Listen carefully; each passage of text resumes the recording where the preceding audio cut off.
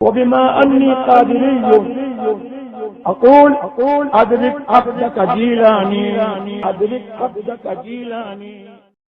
الحمد لله الذي فضل سيدنا ومولانا محمدا على العالمين جميعا، والصلاة والسلام على نبيه المصطفى المجتبى المنتقى المرتضى وعلى آله وأصحابه أولي الألباب والنهى. أما بعد، فأعوذ بالله من الشيطان الرجيم. بسم الله الرحمن الرحيم. إن الذين قالوا ربنا الله ثم استقاموا تتنزل عليهم الملائكة. بھائی ادھر والے سپیکر پہ سے ہٹ جاؤ، گری انگے آ رہی ہے. صدق الله العظيم وصدق رسوله النبي الأمين الكريم، ونحن على ذلك لمن الشاهدين والشاكرين، والحمد لله رب العالمين. منبر پاک پر جلوہ فگن سادات کرام،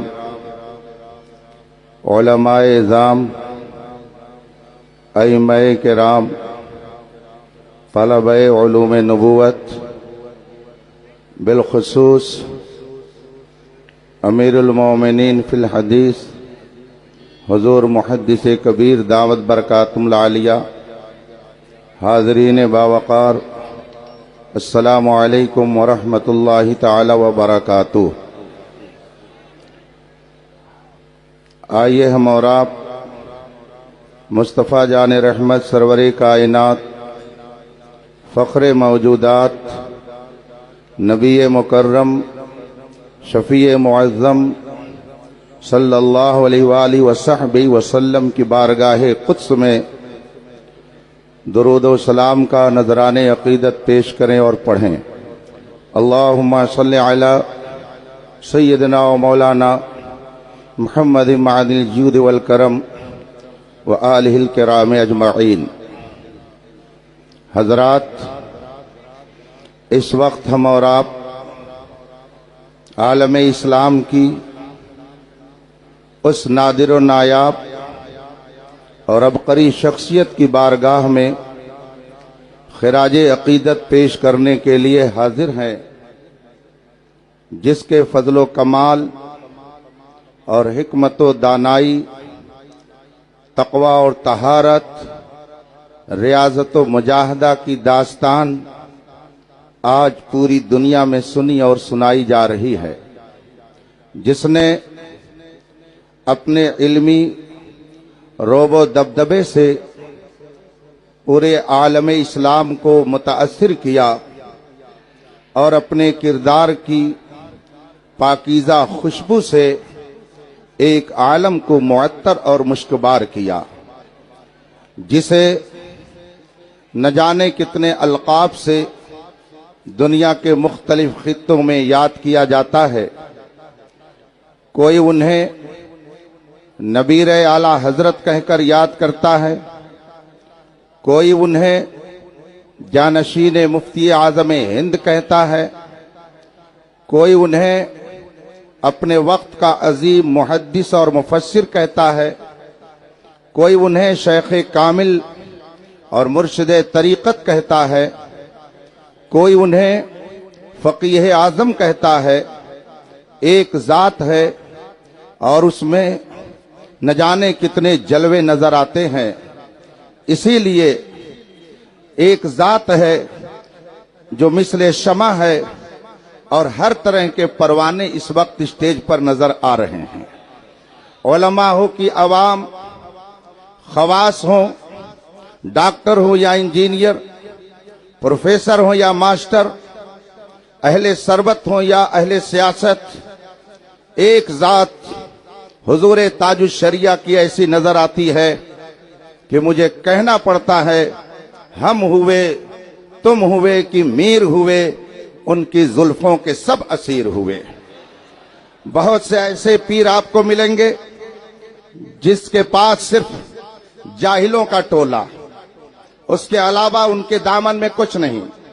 کچھ ایسے لوگ ملیں گے جن کے پاس چند شاگرد اور ان کے پاس کوئی توشہ نہیں۔ ایک ایک تفصیل میں اگر جا کر کے گنوایا جائے تو اس کے لیے کافی وقت درکار ہے، لیکن آپ اپنے ماتھے کی آنکھوں سے دیکھ رہے ہیں کہ اس وقت جامعۃ الرضا بریلی شریف عرب و عجم کے فضل و کمال کا ایک حسین گلدستہ بنا ہوا ہے۔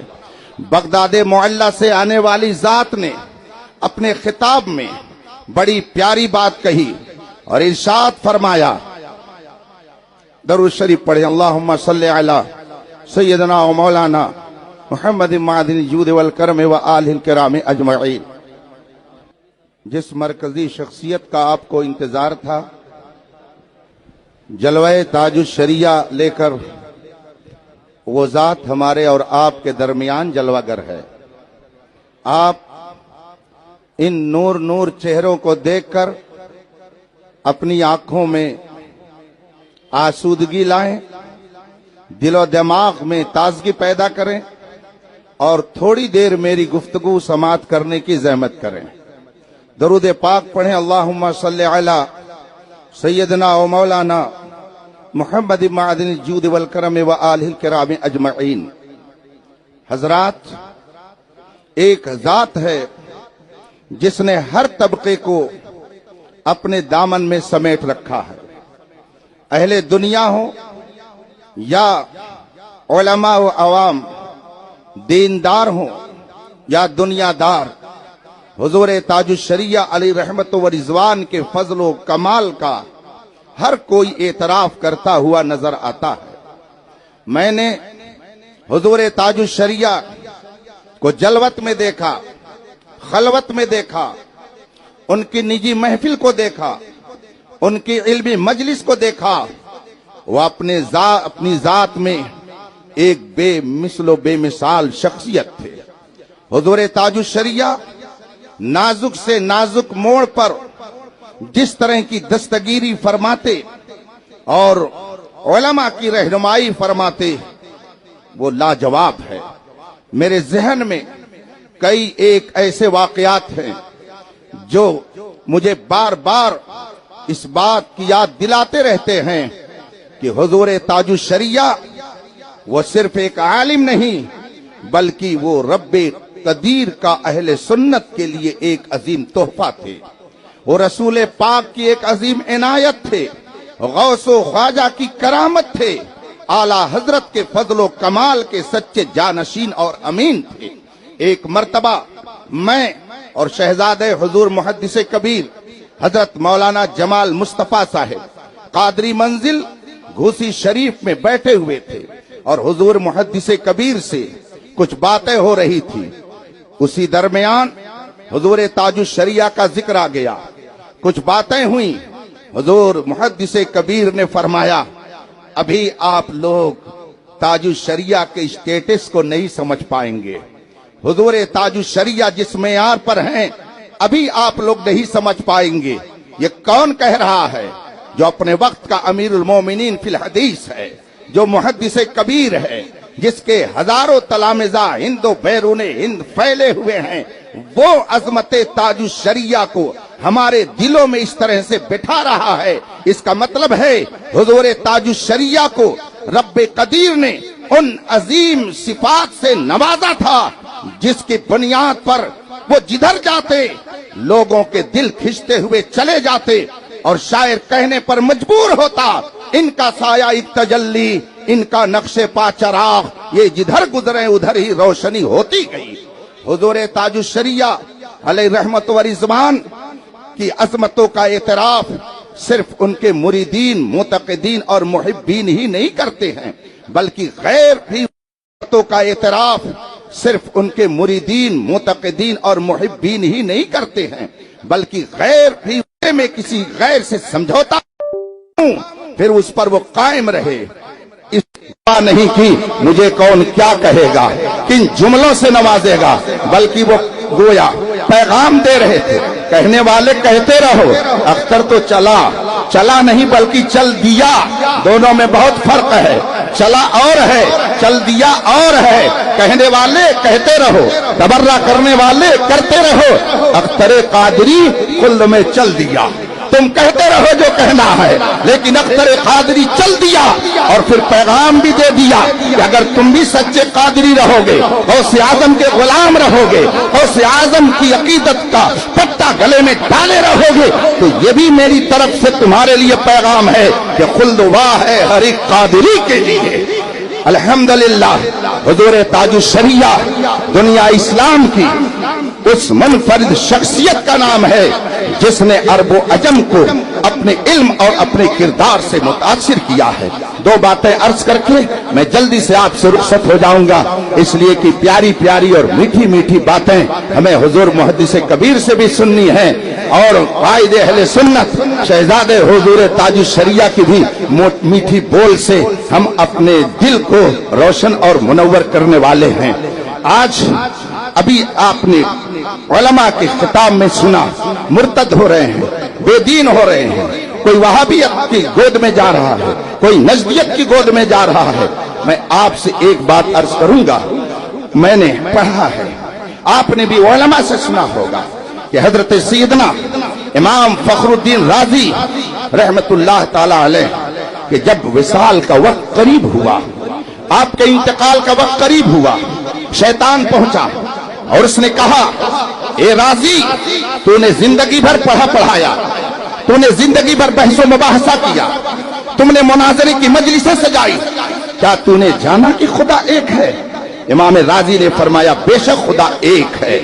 شیطان نے کہا دلیل دو، امام رازی نے دلیل دی، شیطان نے دلیل کو توڑ دیا، اس کا جواب دیا اور کہا یہ دلیل کمزور ہے، کوئی اور دلیل دو، یہ دلیل صحیح نہیں ہے۔ امام رازی نے دوسری دلیل دی، اس نے اس کا بھی جواب دیا۔ آپ علماء سے اس واقعے کو سنتے رہتے ہوں گے۔ حضرت امام رازی رضی اللہ تعالی عنہ کے شیخ طریقت، ان کے پیر و مرشد، ان کے شیخ کہیں مشغول عبادت تھے، اپنے مرید کی طرف توجہ فرمائی اور فرمایا رازی کیوں نہیں کہہ دیتا میں بغیر دلیل کے خدا کو ایک مانتا ہوں، کیوں نہیں کہہ دیتا میں بغیر دلیل کے خدا کو ایک مانتا ہوں۔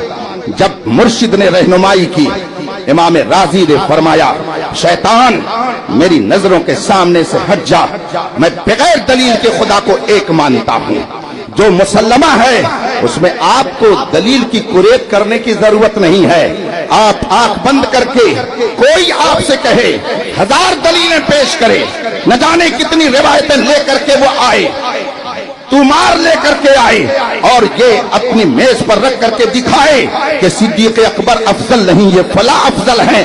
آپ کو میں پیغام دے رہا ہوں، جب کوئی یہ بات کہے تو آپ کہیے میں بغیر دلیل کو صدیق اکبر کو صحابہ میں سب سے افضل مانتا ہوں۔ آپ کو دلیل دینے کی ضرورت نہیں ہے، جو چیز 1400 سال سے مسلم ہے اس میں ہمیں دلیل کی ضرورت نہیں ہے، ہمیں اپنے اکابر کا ارشاد ہی کافی ہے۔ آپ سے اگر کوئی کہتا ہے بریلی شریف مرکز نہیں رہ گیا، آپ پریشان ہو جاتے ہیں، کبھی اس مفتی صاحب سے مسئلہ پوچھتے ہیں، کبھی اس مفتی صاحب سے ذکر کرتے ہیں، آنکھ بند کر کے کہہ دیجئے ہمیں دلیل دینے کی ضرورت نہیں ہے، بریلی ہمارا مرکز تھا اور ہے۔ آپ سے اگر کوئی کہے بریلی میں اب علم نہیں رہ گیا تو آپ کو قائد اہل سنت کو پیش کرنے کی ضرورت نہیں ہے، آپ کو فلاں کو دلیل میں پیش کرنے کی ضرورت نہیں ہے۔ جامعۃ الرضا کے 2500 اساتذہ جو علم و فضل کی سوغات لٹانے میں دن رات ایک کر رہے ہیں، اور کئی ایک مدارس جہاں پر علماء بیٹھ کر کے تبلیغ دین کر رہے ہیں، اشاعت دین کر رہے ہیں، علم کو پھیلا رہے ہیں، آپ کو ایک ایک کر کے پیش کرنے کی ضرورت نہیں ہے۔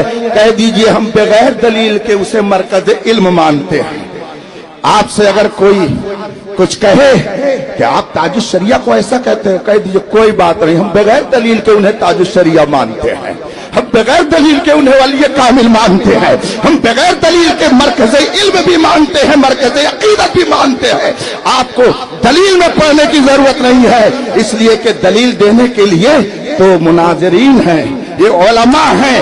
جب ایسے لوگ مناظرین اور علماء کے سامنے آتے ہیں تب پتا چلتا ہے کہ 150 مناظرہ کرنے کا دعویٰ کرنے والا بھی جاہل مطلق.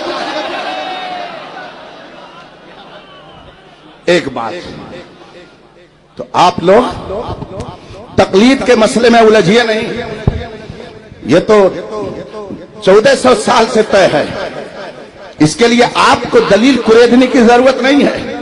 آپ آنکھ بند کر کے کہہ دیجئے 1200 سال کی بے شمار شخصیتیں، اولیاء، اصفیاء، علماء، اتقیاء، یہ سب حنفی تھے، ہمیں دلیل دینے کی ضرورت نہیں ہے. آنکھ بند کر کے ہم تقلید کرتے ہیں اور امام اعظم کے مقلد کہلاتے ہیں. آپ کو دلیل دینے کی ضرورت نہیں ہے کہ ہم شافعی ہیں تو یہ دلیل، حنبلی ہیں تو یہ دلیل. آپ بند کر کے کہیے. اسی لیے امام احمد رضا نے فرمایا تیرے غلاموں کا نقش قدم ہے راہ خدا، وہ کیا بہک سکے جو یہ سراغ لے کے چلے. اسی پر قائم رہیے گا. اور دوسری بات، حالات جب بہت خراب ہو رہے تھے شروع میں حضور تاج الشریعہ علیہ رحمت و رضوان کی بارگاہ میں بیٹھا ہوا تھا، حاضر تھا. حالات پر گفتگو ہو رہی تھی. میں نے کہا حضور گزرتے ہیں تو لوگ جملے سناتے ہیں، سفر میں چلتے ہیں تو بھپتیاں کسی جاتی ہیں، لوگ ہم کو دیکھ کر کے کچھ بولتے ہیں. ایسے موقع پر قوم کو کیا پیغام دیا جائے؟ حضور تاج الشریعہ نے اپنی اس مسکراہٹ بھری ادا کے ساتھ غور کرنے کے بعد 1 منٹ توقف کیا اور فرمایا مولانا ایک پیغام ہے وہ قوم کو دے دیجئے. میں نے کہا حضور ارشاد ہو. فرمایا وَلَقَدْ أَمُرُّ عَلَى اللَّئِيمِ يَسُبُّنِي فَمَضَيْتُ ثُمَّ قُلْتُ لَا يَعْنِينِي. کہا یہی پیغام قوم کو دے دیجئے.